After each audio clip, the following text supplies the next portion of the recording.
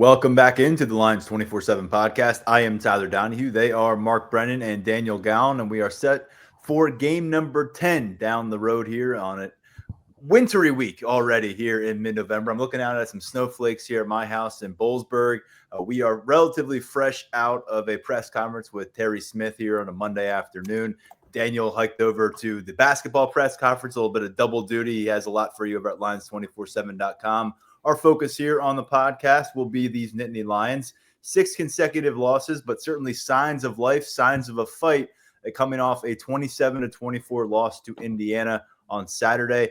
Daniel and I were broadcasting from Beaver Stadium for our post-game podcast. Hopefully you caught that, about 45 minutes or so of commentary coming out of that matchup, which Penn State trailed 20-7 in the second half, stormed back, led 24-20 entering the final minute. And then, of course, Mendoza and company able to go the length of the field for a game-winning score with 36 seconds left. Check out that podcast if you want to hear a little bit more in-depth about the game and how things went play-to-play, series-to-series, and ultimately our takeaways from post-game interviews with not just Terry Smith, but a variety of players in which we said they did not come across as a broken bunch. It was more of a motivated group despite 6 consecutive losses. Next up, as I said, Michigan State, 3:30 kickoff this Saturday in East Lansing. Daniel and Mark will both be on the field and in the press box for that one. It'll be a CBS broadcast, and the Nittany Lions are a 7-point favorite. It's the first time they've been favored for a game since October 11th matchup against Northwestern when they lost as a 21-point favorite, and ultimately that was the end of James Franklin's time here in Happy Valley. Michigan State, like Penn State, has lost 6 consecutive games. We'll learn more about them later this week. We'll have a Spartans Insider on with us next episode. But first things first, as we do every Monday, we bring in Mark Brennan to the conversation because Daniel and I had a lot to say on our post-game pod as usual. Mark, the mic is yours. Penn State, valiant effort, another loss. What was your biggest takeaways from that performance? Yeah, I'm not going to top everything you guys said, but a couple things. Last week, you may remember I said this team should be beyond moral victories, and I was wrong about that. I mean, I do think there's something to be said for the way Penn State played and how close Penn State made that game when it looked while they were down 13 points. You know, I was saying up in the press box, you guys know that this game's over, and I was wrong. And I do think they could draw something from it, and you mentioned it, Tyler, what we heard from the players. The coaches are typically going to always say the right things after a game. But what we heard from the players, and not just what we heard, but who we saw. I mean, we saw Deni Dennis Sutton, we saw Nick Singleton, we saw Zane Durant. These are 3 veteran players. These are 3 team leaders. These are 3 guys who easily could have checked out. And they haven't. And I give them all the credit in the world for that. It would be easy, you know, that the best you're going to do out of the season is get some sort of minor bowl, and that may even be a penalty at this point, the way it's kind of looking. So I give them a lot of credit for not giving up on themselves and not giving up on each other. We learned in that game what I think we kind of knew going into it. The difference between Penn State and these good teams that are beating Penn State, and this may sound simple, but the good teams are making the plays. And I know that's a cliche, but you look at that. It wasn't a physical difference. It wasn't an athletic difference. It's who is making the plays in the clutch. And that's kind of going to be the legacy for James Franklin, is that when he was in games against the best teams, Penn State just consistently did not make big plays in the clutch, and the other teams did. And that's, you know, for better or worse, that's just what happened. So, you know, I look at that game as kind of what if, you know, I mean, what if they had listened to the world and started throwing the ball downfield earlier? What if Jim Knowles had simplified his defense so that a guy like Tatch could get out there in key moments and play? What if they would have done all these things? And that's what this season's going to be. It's going to be what if. I just, to me, you have to give them all the credit in the world. And I caught some flack in my grades because I went easier because I had given out so many F minuses this year that I thought I wanted to take a step back and acknowledge, you know, right after the game, the effort that was put in. But now after a couple games, I do think, or a couple days, I think it's fair to say, hey, that was great, but why the hell did it take until halftime of that game, or the second quarter at least? And Terry told us today, as we record this on Monday, Terry Smith reiterated that the key to getting the ball downfield was as simple as what? Getting the Calling plays. call Yeah. plays, yeah. And I don't understand it. I mean, to me, and he's not the one to be held accountable because he finally got them to do it. I don't know what it took, demanding, threatening, I don't know what, but it was there. And so that to me, it's a balancing act coming out of that game of, hey, showing a lot of heart, not quitting, but what could have been. And I'm Yeah. not saying they would have gone undefeated, but that team isn't losing to UCLA. That team isn't losing to Northwestern. That team probably isn't losing to Iowa. I mean, this could be an entirely different season. So after a few days, I went easy on the report card and took some flack, which is cool. We love when people give us the feedback. I hope I'm not coming across as saying I don't appreciate that, because I do. That's what makes the report card fun. If everybody agreed with all the grades, I wouldn't even do it because it would be a stupid, endeavor. But after a couple of days, I do think it's fair to say what if with this team. Daniel and Mark, we're going to dive into some of the progress that was seemingly made on offense and defense in just a moment. But I want to go back to you, Daniel, another chance, because sometimes we close up shop on the post-game podcast and like right afterward, or when you're putting your head on the pillow, you're like, damn, I should have maybe mentioned this. Is there anything you feel like you missed or we missed, or 36, 40, 48 hours later now that you think is worth readdressing before we kind of turn the page and talk about what comes next for this team? Yeah, I think something that I think we might have been talking. I think we were talking about it as we were leaving. Is sort of the big picture when you talk about this team, and I know there's a lot of people that want to probably fast forward to the end of the coaching search, basically, and get there. But the one thing about college football is that there's people saying like, oh, like don't make a bowl, like don't get to that sixth win, whatever. I'm sure we'll have plenty to talk about that later, but it's like in college football, like you can't really tank, and you can't really, I think Ethan Grunkemeyer said that like they can't sim to the end of the season, that like they have to do this, they have to go through it. And I think that you're seeing it. Like I think Terry Smith has kind of alluded to it when being asked about what it's like to recruit right now, and sort of like, well, why are you still doing it? And it's they have to. I think that no matter what, like if you tank the season, like you can't get a better draft pick in college football. Like you're not, that isn't like a carrot that's out there. I think it's proven the more you lose, the the worse things get from that perspective. And so I know that there's a lot of like, hey, like let's get to the off season. We don't care about what you guys are saying about the game, or going through the motions. I saw someone say on social media like, oh, this doesn't matter, everyone's getting fired in a couple weeks anyway, or everyone's moving on in a couple weeks. It's like there's still some stuff at stake, and you can talk about it in different sports, the professional leagues, where like, okay, you can do some things here and there to improve the outlook for you in the off season.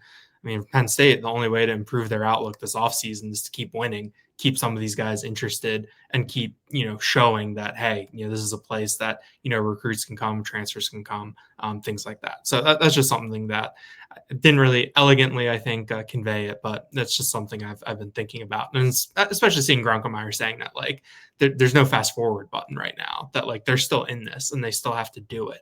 I think that stood out to me.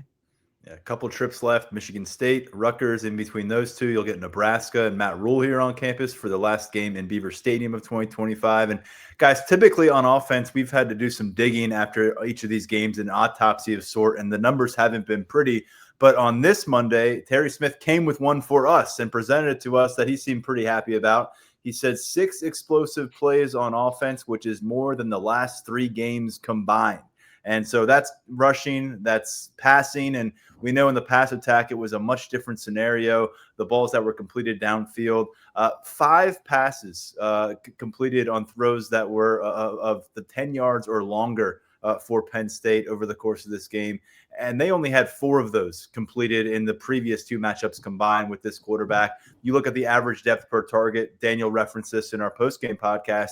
It was at 8.6 yards per throw or per attempt from Ethan Grunkemeyer, about double what we saw against Ohio State when it was under 5. It was also, though, under 5 yards per target in Drew Aller's last start against Northwestern. That 8.6 mark is the best of any QB for Penn State during the course of a 6-game schedule in the Big Ten. So, Mark, as you said, it's something we've been discussing for a long time in the podcast. I'd say just about any Penn State podcast worth its weight is discussing this for weeks now, the inability to get the ball downfield. And you saw it happen. Then all of a sudden they rushed for 88 yards in the fourth quarter after they've established some of that momentum through the air. So in your mind, how important is it that Penn State keeps this moving, keeps that momentum building with its young quarterback, with its receivers, and overall with the offensive structure, 3 games left on the schedule? Yeah, I'll tell you what's even more important. I brought up Grunk's passing progression chart, whatever they would call it, pass by pass. And all season, and even last year, it's like, where are the deep shots? Where are the deep shots? And why would they not be throwing it deep? And I guess the only rationale would be because they were worried about interceptions. And what happened in that game? Third quarter, he throws a deep pass that's intercepted, right? And they go down and score.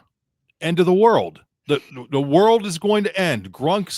His confidence is shot. You have a young quarterback. All he did was go on to complete 12 of his next 14 passes. I mean, I can't even – I'm at a loss for words. And that's tough for me. You guys know that. That was the worst case scenario. And yes, you don't want somebody throwing an interception that's leading to a touchdown that's going to put you behind 13 points. But it was not the end of the world. And I thought it was great.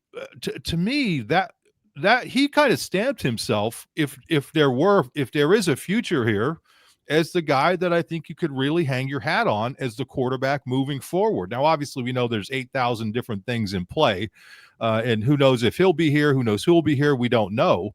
But I think he stamped himself as a viable starting quarterback. I don't know that we knew that for sure before he brought the team back. And it all came after he made a mistake. And guess what? You make a mistake and you move on. And that's where I don't understand what Kotelnicki was attempting to do.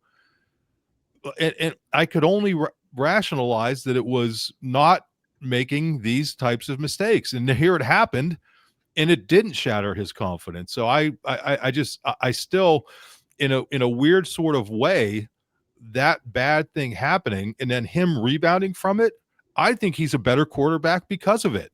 Would you have liked to have learned that as Penn State in a game that you won? Sure. But at least he put you in a position to win the game. And I don't think there's any two ways about it. Yeah, the defense played great, but without Grunk doing what he did, they're not in position to win that game, because I thought he took over and managed things. As you said, Tyler, his throwing opened things up for the running game. And we saw that complementary kind of football. But I thought that was big for him to be able to rebound from a mistake like that. Mark, do you remember, and Daniel, you too, almost any time there was a question that was a little bit maybe skewed toward criticism of Drew Aller and maybe his performance in the passing game overall, James Franklin would always pull out his TD to interception ratio, almost on cue every time. He's got one of the best touchdown versus interceptions ratios in college football history, and he mentioned that going back to his sophomore year as starter. You just kind of jogged my memory in terms of that was really what he would always – he's like, yeah, but look at the lack of interceptions. And to your point, you take some chances. That comes with the risk sometimes, but you also have a reward that you can reap, and we saw Penn State do that. Now, Terry Smith was pretty open about this on Saturday night, as we addressed on the postgame podcast, and saying, why was the vertical game all of a sudden present for Penn State? He said, well, we started calling it that way and really left it at that. He was asked about why didn't that happen maybe earlier in the game against Indiana, and as Daniel and I discussed in the postgame podcast, the next step to me is to see them taking these kind of shots on their first, second possessions of a game to really try to set that tone for your offense, not until your back is against the wall. And Terry Smith said, quote, honestly speaking, we just didn't make those play calls. And we went into halftime, and we made sure we made those calls in the second half. And like you said, what did making sure those calls were made look Yeah, like? I want to behind hear those closed doors? conversations, right? Yeah, I want it to a be lot the of us fly on would the like wall, it. because I bet you it wasn't, please make this play call. You know, I'll bet you there were some choice words. Yeah, but the guy who was obviously the main beneficiary, as Mark just laid out quite well, was Ethan Grunkemeyer.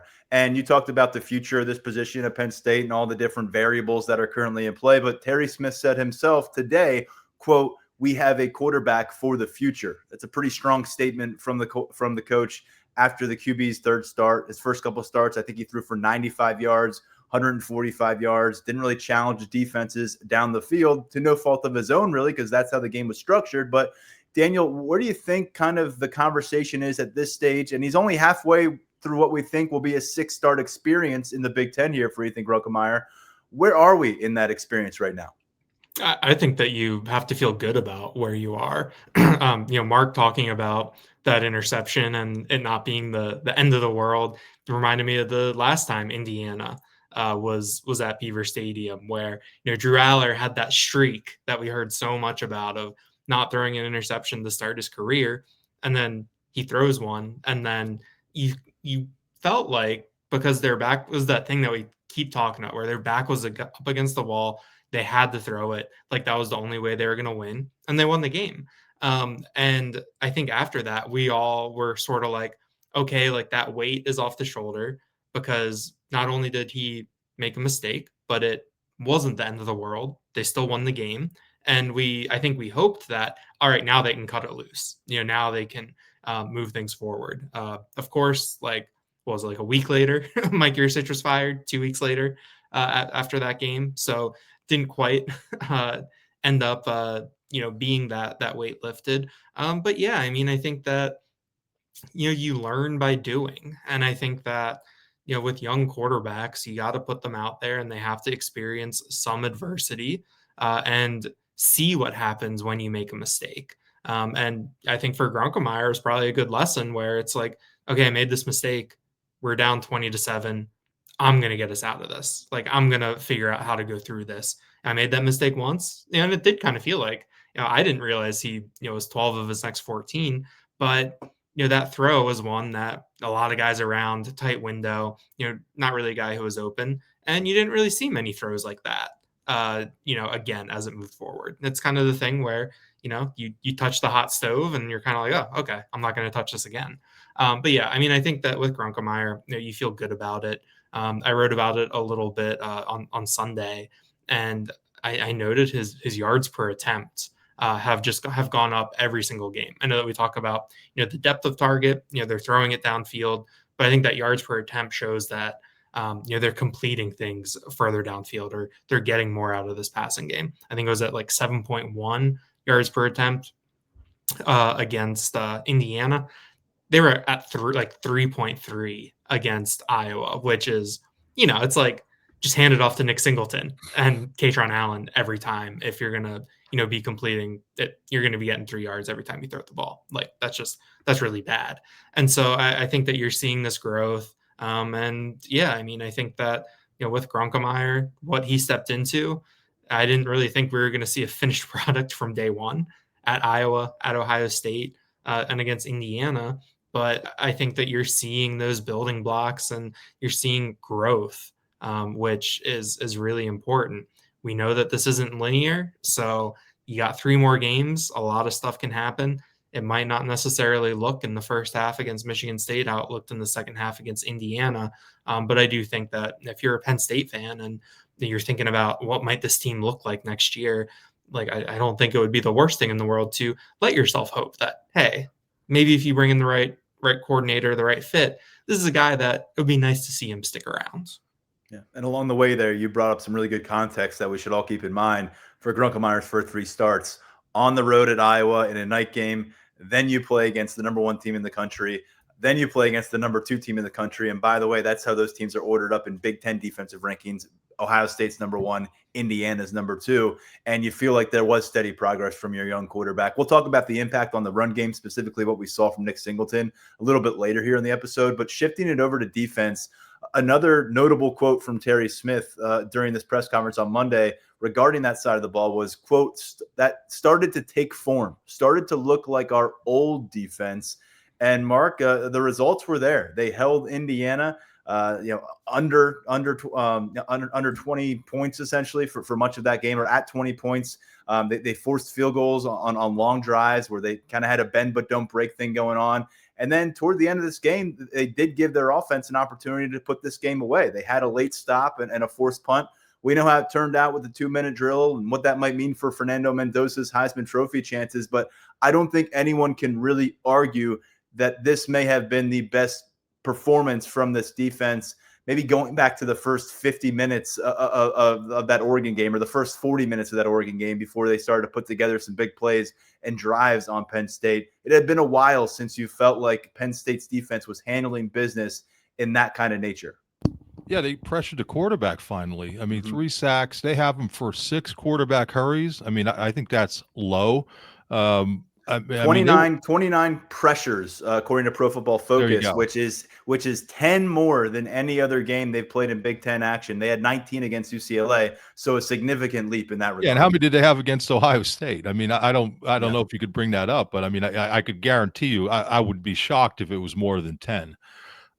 So yeah, I mean, where has that been? There was a time in the first half of that game where Darius Dixon had a sack. And at that moment, he had more sacks in Big Ten play than Deni Dennis Sutton, which is kind of hard. And then, I mean, in the second half, you see Deni and Zane Durant are both playing with their hair on fire. I mean, it was unbelievable the way they just cut loose against a good team. And if not for playing against a great quarterback, even on that last drive, I mean, King Mack gets to him. And if Campbell doesn't slip, he probably intercepts a pass. And on the completed passes, I mean, they were getting to him. And I mean, sometimes you have to give, I mean, I know, again, it's a cliche, but those 2 catches were just absolutely unbelievable. And that touchdown catch was incredible. I mean, you would like to think, as you watch it in super slow motion, that Zaki could have just grabbed the guy and walked him out of bounds before but that is going so much faster than you're seeing it, that he was in perfect position to make a play. I mean, you can't, I don't know what you're supposed to do. And that's why when I came out of that game, yeah, I know there was frustration because there were a couple of not great coverages on that last drive, but overall, the way they turned up the heat, the way they stuffed a run against a team that ran for 900 yards against Daniel's alma mater, I mean, they just did an unbelievable job on both against the run and against the pass. And again, where has that been all year? And you know what tends to look good when you can get after the quarterback that way? It tends to help your secondary, right? And Terry Smith said he felt like it was a significant step forward for that defensive backfield compared to what happened against Ohio State, which was not pretty in a lot of different ways. And he said, just like what you said, Mark, he said those Indiana receivers made, quote, highly contested plays. They made plays. We didn't make the mistakes in that sense. And so Terry Smith is saying sometimes you've got to just recognize guys making big time plays in front of your face. And that's what Indiana managed to do there a couple of times. I know, Daniel, you spoke with King Mack, and Mack thought, he was blitzing on the final play, thought it was going to be maybe a pass out the end zone, something that wasn't going to harm them. Guy makes one of the great plays of the college football season. What did you see from this defense? And what do you think maybe could be laid forward coming out of that performance? Yeah, I think on the one hand, I think that you saw this defense go down swinging, which I think is something that you like to see. That pressure at the end. I mean, they were getting to Mendoza. I mean, they were hitting him. I mean, you laid out the pressure stats, Tyler. Like, I think for more context, like they had 29 pressures against FIU, and we were watching that, and that was not a good offensive line up front. So I think you saw this unit really, go down swinging. And I think it's something similar to what we heard from Terry Smith today and what we talked about with the offense on Saturday night, where he talked about how, the fact that they were throwing those deep balls, that opened things up for Nick Singleton a little bit. And then I think that when you look at the defense, the way that they were playing up front, that pressure that they were getting, I think that did help that secondary a little bit. I think that getting Mendoza uncomfortable, forcing him into some of those decisions, I think was really big for the back end. King Mack, I mean, that interception, like he said that, I think that was a good example of what we hear about with the Jim Knowles coaching, where it's like, we're going to put you in the exact right position. And Mack said that he saw the formation that they came out in, and he knew exactly what they were going to do. So he was able to make that play, undercut, and intercept Mendoza. I mean, Mendoza didn't really have a lot on that throw. That felt like it was in the air for a really long time from our vantage point. But I just think with this defense, I do think that, they found something a little bit. And then, going off of that, the way that we heard guys like Denai Dennis Sutton and whatnot, talking after the game, it seems like that they're bought in. It does feel like that, this isn't a group that's broken. They want to build off of what they did. And I think Michigan State is going to be a good opportunity, I think, to build a little bit.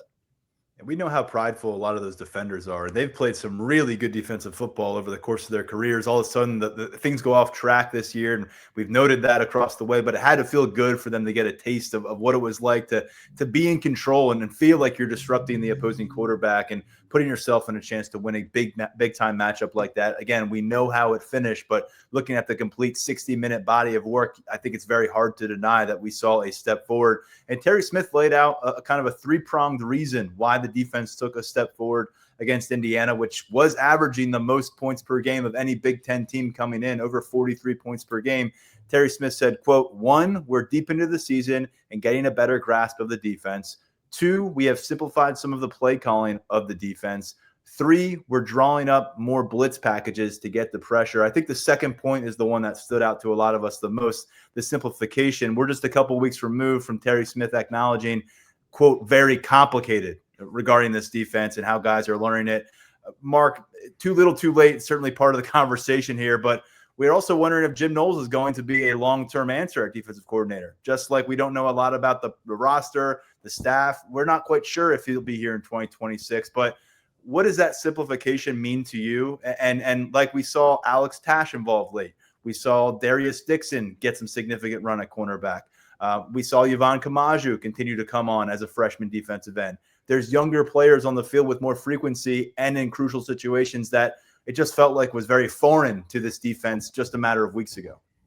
Yeah, you mentioned it. I mean, the last thing you said in crucial situations, Tatch was out there toward the end of the game. I mean, I don't know if he was out there for every single snap, but he was in there for like big, gigantic plays. So I just don't understand why they didn't have that set up earlier. Dom DeLuca has probably unfairly taken a lot of criticism. I think the criticism should be at the coaching staff for putting him in a position where they're asking him to play 60, 70 plays a game or whatever the hell it was. That just isn't what he's all about. And why would it take this long to simplify things? I mean, we are I want to be careful. You guys could consider yourself football experts if you want. I do not. I do not consider myself like a great X's and O's guy. I'm like a guy who can go to a restaurant and say, this is good food or it's not good food. I don't know how they made it, but I could watch it and I could have a fair opinion on it. So I always get a kick out of it. Well, you never coach. You never did this. Well, yeah, I know, but I've watched a lot of football and I could tell when things are good and bad. If we were recognizing that this was too complicated for everybody, I just don't.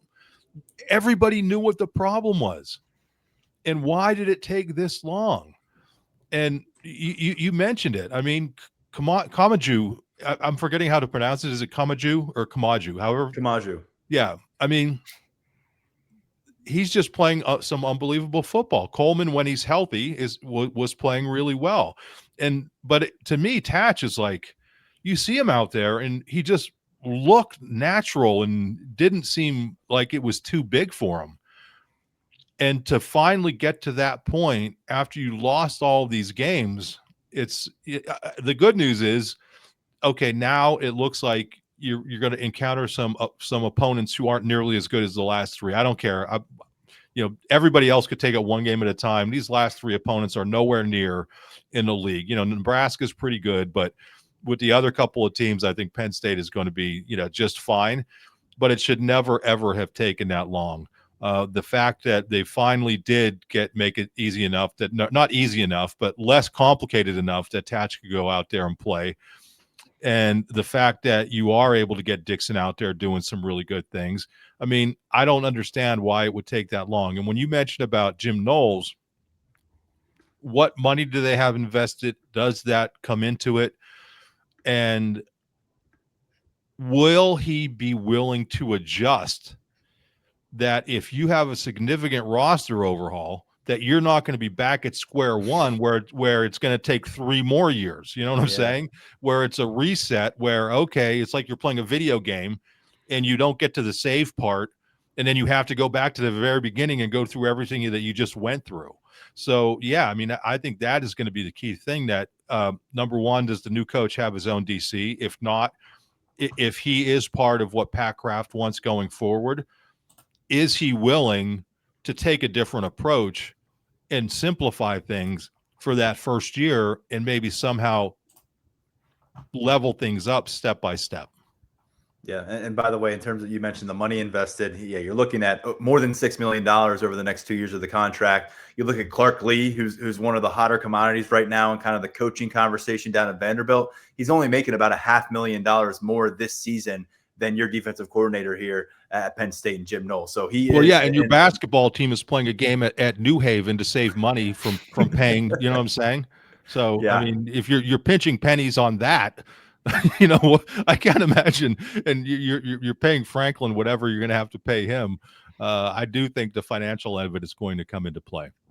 Yeah, well, we'll see. I don't get the indication that Penn State's pinching pennies with what comes next for their program reset and who they're going to hire.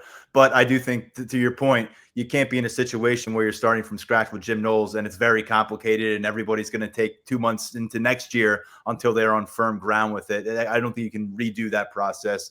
Daniel, one other name to get to, and Mark referenced it there, is Chaz Coleman. He was not available for the Indiana game. They listed him as out in the pregame availability report. We didn't get the specifics there. We still don't know the specifics per se, but we do know that it's injury related. Terry Smith, when I asked about Chaz Coleman on Monday, acknowledged there's an injury. They are hopeful to have him for Michigan State. And he went on to really say, quote, he's a big part of what we're trying to build. And I think that probably addresses some of the concerns that surfaced on our message board and on social media when they saw that following his best performance thus far in Big Ten play on the road at Ohio State, that all of a sudden he wasn't suited up for Penn State the next week. And he's been kind of the number one name bounced around for roster retention much of the time. And who do you need to keep among these young Nittany Lions with the new coaching staff? And so people were freaking out a little bit and wondering if he was working his way to the exit door early. That certainly doesn't seem to be the case. He's a guy that everyone's really excited about in team facilities. Hopefully we'll get a chance to see him in East Lansing. But I think it was worth noting that Terry Smith was pretty transparent about what's happening with Chaz Coleman on the injury front. And he was also very high on what they've gotten out of Ivan Camaggio. It seems like they've got 2 defensive ends there, one a little bit more balanced right now with Camaggio than who's been a super pass rusher and Coleman. You know, those are 2 guys that it feels like are going to be part of the foundation if Penn State's next staff has its druthers. Yeah, I think that the Coleman information from Terry Smith today was probably very welcome to a good portion of the fan base. I'll just reiterate what I said on the postgame pod Saturday. I watched him for a while. Like, he was on the sideline. I watched him through the binoculars for a little bit. You know, he's pacing up and down. He's talking to guys. Like, he looked like someone who wanted to be out there and wanted to play. But yeah, I mean, I think that, you know, we mentioned it a little earlier with Terry Smith saying that Ethan Grunkemeyer can be the future quarterback for this program. And I think that he has really, spoken glowingly about some of these younger freshmen and, what they're capable of doing and, what they could mean moving forward. I think with Coleman and Camaggio, it's a really interesting complementary pair. I forget if it was Mark or Tyler on the pregame pod on Thursday that, reminded all of us that back in January, we were here and through spring, it was all about Camaggio. When you talk about a, young defensive lineman, and then Chaz Coleman comes in, and I think the way that Chaz Coleman plays, you can probably see how it's easy for him to, gain attention and, garner some headlines. But this is someone who I think it had high expectations coming into this year. So I think having the two of them, I think this could be a really big couple of weeks for them. When you talk about, you've got a couple seniors ahead of them on the depth chart. They've done a good job, I think, of working their way ahead of some of the redshirt freshmen who are ahead of them. And this could be a launching point for them.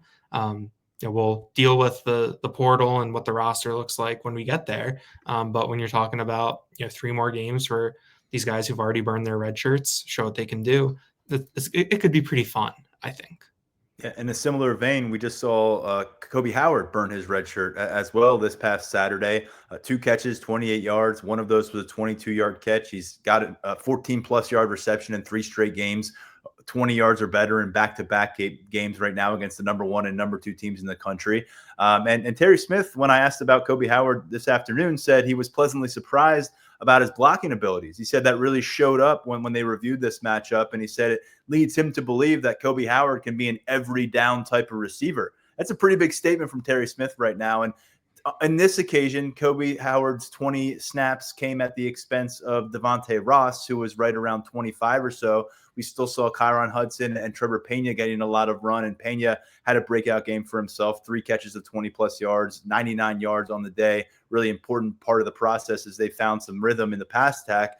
But, Mark, this is another thing where we've been kind of peeking around, asking around for months now about Kobe Howard and his lack of involvement. And based on Terry Smith's conversation with us, sure seems like he's in line to take maybe another step this Saturday and then Nebraska and against Rutgers. And he's another one of those guys that when you say who's here in 2026, he's going to be pretty high on that priority list if he keeps this up. Well, you know where I'm going. Does this mean he can play special teams now? Because that's obviously been in my cross since Franklin said it. And for people who haven't been paying attention, I've been beating it to death. But early in the season, Franklin said Kobe Howard wasn't playing because they didn't know that they could rely on him on special teams. I mean, it's like I don't even know what that, like he couldn't tackle, or I don't know what that meant, but it just seems more and more kind of ludicrous the longer that you go along.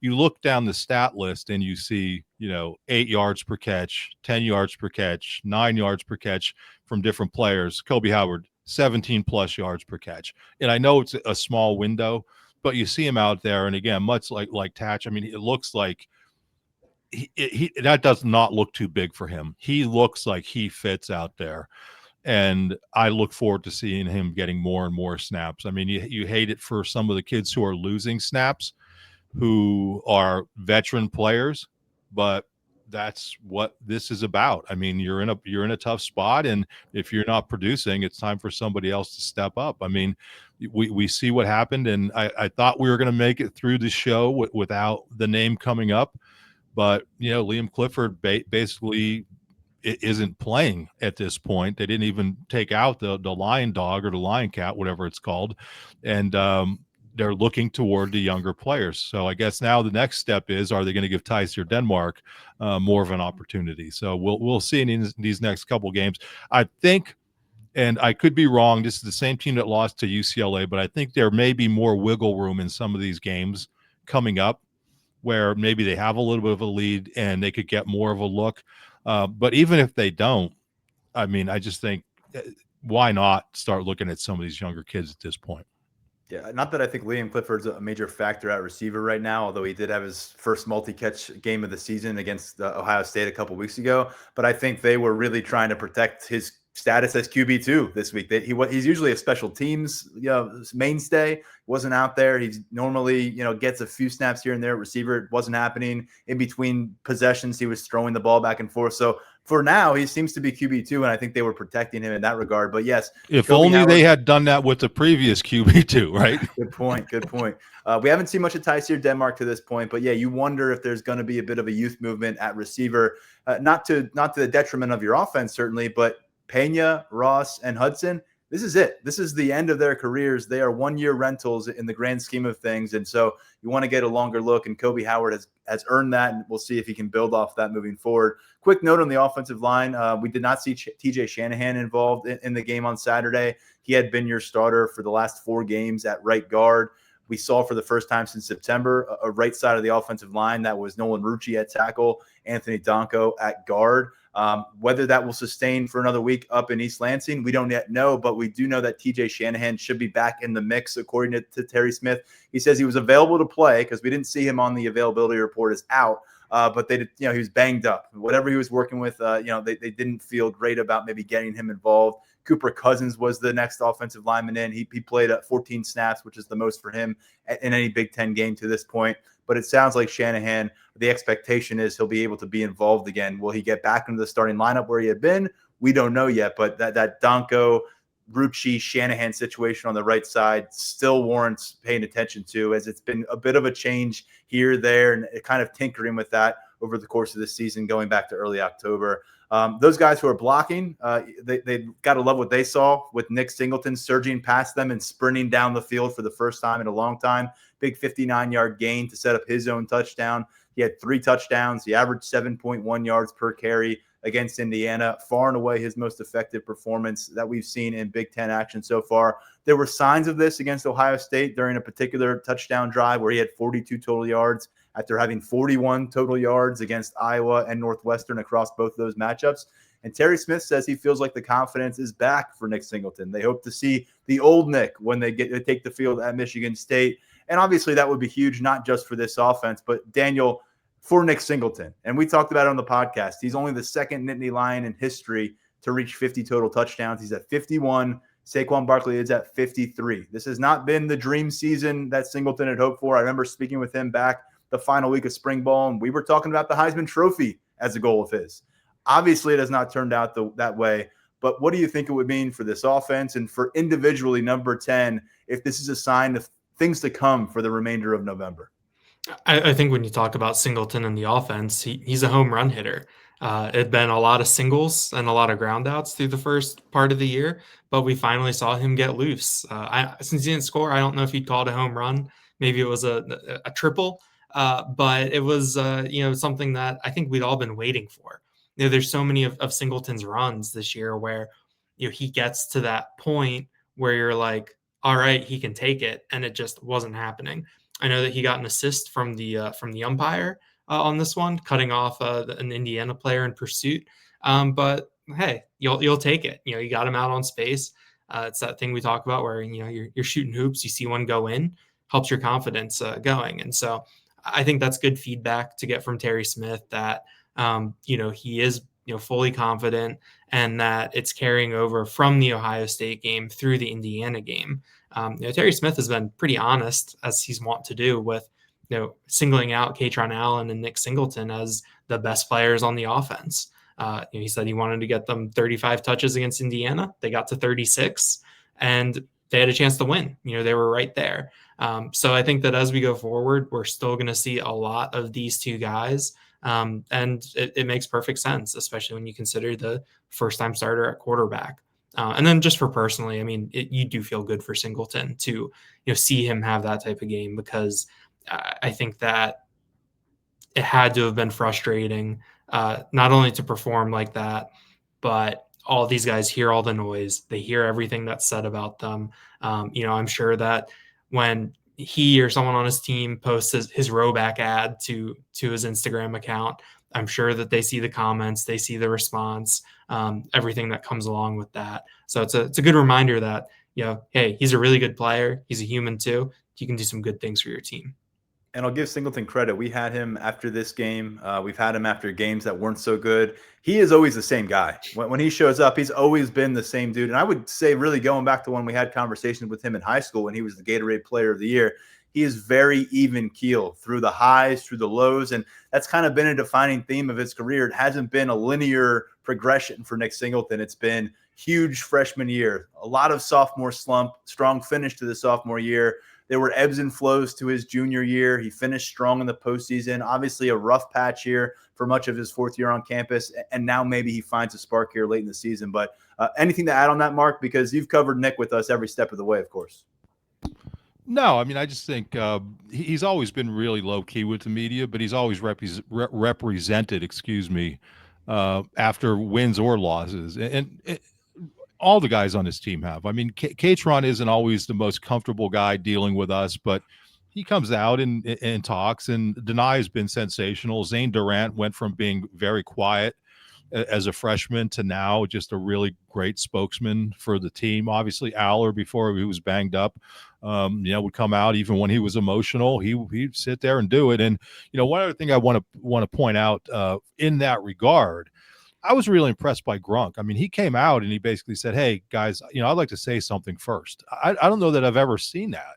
And basically, I'm paraphrasing, but he basically said that there's no quitting his team, and he wanted to get that out there before even answering any questions. And I mean, that to me, there's a level of self-awareness there for a young guy that I thought was good. Before we wrap, though, I know you want to get to one more thing. I have a question I want to throw at you guys. So go ahead, Tyler, and go where you want to go, and then I have a question for you two. Uh-oh, how can I concentrate when I know that's coming up next? We've been talking so much about the unknown, or what resides after the trip to Piscataway on Thanksgiving weekend. How quickly does Penn State hire this next head coach? Who does that next head coach decide to retain? Who does he end up losing from the roster? All of the things that can go into it. Terry Smith himself is at the center of the storm, as he's described it a bunch, and he was asked today by John Sauber of the Center Daily Times whether he would consider maybe sticking around in a non-coaching role. General manager has become a really important thing in college football, with all the things you have to deal with in terms of paying the roster, trying to figure out where to allocate that money, and just managing the entire situation with new realities. And Terry Smith basically said, "I'm open to all opportunities here at Penn State. I love it here, but my focus is on Michigan State." And additionally, he mentioned, no one's given him a definitive on where he stands for 2026 yet. But Daniel, I feel like he's been asked this question at different points over the course of his interim tenure here. And each time around, I think he's handled it really well. This is a guy that I think all three of us, and Mark's interacted with him far longer than we have, because he's been here since Terry came back as an assistant in 2014, and he covered him as a player in the late 80s and early 90s. But we've been around him enough on the prospect camps, in game action, during the course of these different seasons as cornerbacks coach, and on signing day as recruiting coordinator. He is someone that Penn State needs to very much prioritize keeping home moving forward. Definitely. I mean, I think I've said it before. I don't know if I've said it on the podcast, but he should be the first phone call for whoever the new coach is. I don't care if that coach has his own, right-hand man, or, some hot coordinator that he would bring with him. I mean, I think that if you come to Penn State, like, come talk to Terry Smith, keep Terry Smith around. But yeah, I mean, he acknowledged it. He had a question earlier in his presser about, are you having conversations with players about what's next? And he said that he's talked to them, and it's a wait and see thing for them. And he said that also applies to him, where, no one said to him, "Hey, like, you're sticking around no matter what." He said that he loves Penn State. He would, I think his quote was, "I would examine any position to stay at Penn State." And I think that that's what we've heard a little bit. I know that, he said that if he would be a candidate for the full-time job, he would absolutely do it. I think that if you're an administration, selling a 3-3 finish from the interim isn't exactly the buzz that you want to create, or that's not really the tack that an administration will usually take. But I think that the fact that we have this, that he wants to stick around, he loves this place, he still wants to contribute. I think that sets a good tone going into this last stretch. And I think that not only in 2026, I mean, I assume it resonates with these players here in 2025 as well. Mark, I know you got a question for us, but your question to Terry Smith was, off the beaten path. We've been talking about the team struggles and signs of progress, and you brought up something so personal to Terry, his daughter Haley, who accompanied him by his side walking into Beaver Stadium. And he talked about what she has meant to him. You're the best one to relay this, and I think it's worth relaying here on the podcast. Yeah, I asked what strength he draws, and for people who don't know, from Haley, walking hand in hand, she has Down syndrome, and that's not something. They're very involved in helping other folks who have been, dealing with Down syndrome. And he just talked about how much strength that he draws from her, and I thought it was important because a lot of us who are around have seen Haley and you get to know Haley a little bit, and you're at photo events, and but I don't think nationally people kind of know. And so I thought it was a good question to ask, and I don't have the exact quote up here, but basically it's she's his everything, and the perspective that you get from somebody who's going to give you a hug every single day. He said, like, as if I'm meeting her for the first time. Well, I hope she's not just hugging people she's meeting for the first time, but it's as if nothing really else matters in the world, whether you win or whether you lose. And he handled it really well. I just think it's a really cool story. And I think sometimes when you're going through a very tough season, it's nice to look for perspective. And for somebody like Haley, and we all know, Justin King, his son, what he means, and Terry's wife is with him everywhere. You see them around town; they're always together. But that family, to have that family as a rock, and to have her as the person holding hands walking in, I think sometimes you look at that and it's like, oh, cool. Look, Terry's bringing his daughter. It's like, well, no, she's there as his rock. She's there as his support. She's there as the one who is giving perspective to him. That's what I think is important, and that's the message that I think he got across. I don't want to try to read it verbatim because it won't come out right, but we have the video up on our site. Yeah, and you may have been paraphrasing, but you nailed the one part. He did call her my everything, and as you're the father of a daughter, Mark. Don't get me going. I know. We'll be careful. I became a father to a daughter back in October 2021, and it is perspective altering. And some of the final lines he had after he mentioned when he walks through the door at the end of the day, no matter how the day went, she's there to greet him as if it was the first time over again with a big hug. And just he said something really poignant. I think he said, re-encourages me, it lifts me up and helps me through the day and lets me know this is just a game. And so good perspective from Terry Smith. I appreciated the question that you posed to him. And like you said, full response and also some highlights of Terry and Haley walking into Beaver Stadium together over at Lions247.com in video form. Mark, go ahead. The floor is yours. What question do you have for us? Okay, before we're too far away from this Indiana game, the last 2 weeks we saw Ohio State and we saw Indiana, number 1 and number 2. We have no dog in the fight. We don't cover one team. We don't cover the other. We saw both teams. We know what both teams are all about. If the Big Ten championship game were next week, who are you taking and by how many points? I already have mine out there, so I want to hear what you say. Daniel, go ahead. Yeah, Tyler's putting this on me first. Yeah, I mean, I think I'd take Ohio State by, I want to say 6 points. I think that the way that Julian Sayin played in that game at Ohio Stadium, obviously it wasn't the best outing by that Penn State defense, but like it doesn't matter that he's throwing to Carnell Tate and Jeremiah Smith. Like he was making every throw. It wasn't like those guys were bailing him out, things like that. I just thought Sayin was so good. And I thought that what Ohio State did late in that game, working on their running game, getting that going, I think that gave me a little bit of confidence in them moving forward. But I think that I would go with Ohio State based on what I've seen. And yeah, I mean, there's probably a little bias in there when it comes to the helmet and the name. But I think that with what we've seen the last 2 weeks, I came away really, really impressed with Ohio State. My initial reaction was thinking Ohio State by multiple possessions, but then I kind of recalibrated quickly and realized what we just saw from this Indiana team. They play pissed off when they need to. I think they're a reflection of their coach. I think you noted it, Mark, coming off the team bus or working their way onto the field in pregame. You don't feel like you're looking at the number 2 team in the country based on the measurements. And you do think that with Ohio State, you could easily say, yeah, this is the number 1 team in America because that's the way they recruit. You got a lot of guys who were overlooked in the recruiting process, including their quarterback who could win the Heisman Trophy this year. You've got a lot of guys who followed the path from JMU and again, weren't highly recruited or thought of by teams like Penn State or Ohio State. But I just think about their body of work now.